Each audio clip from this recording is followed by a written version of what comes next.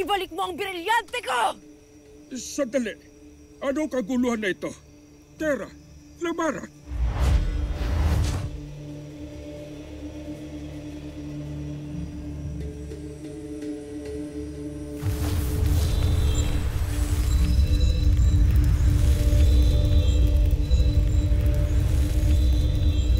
Brilyante ng apoy. Inuutusan kita na bumalik kay Flamara.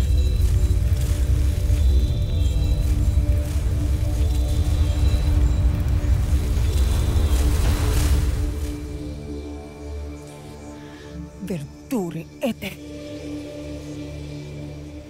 Anong sabi mo? Flamara, ikaw na nga ang tinulungan.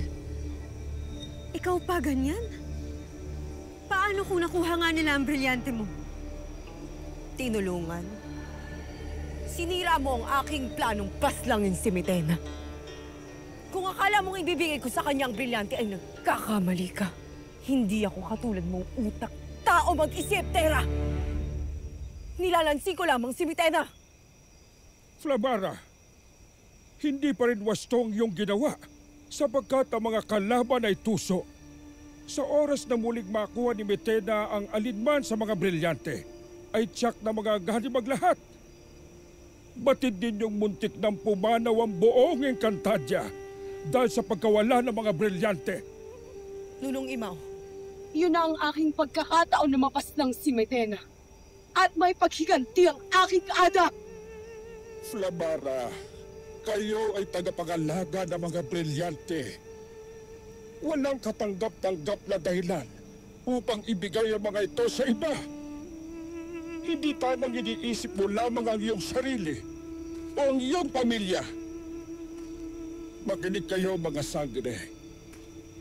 Ang mga brilyante ay ipinagkaloob sa inyo. Hindi para sa pansariling kapakanan, kundi upang inyong pangalagaan ang buong Encantadia. Kaya tandaan ninyo, ang pagsuko ng brilyante ay katumbas na rin ng pagsuko ng Encantadia.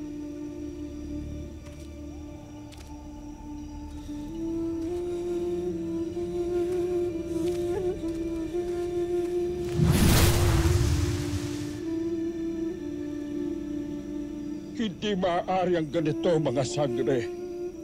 Hindi maaaring hindi kayo nagkakasundo.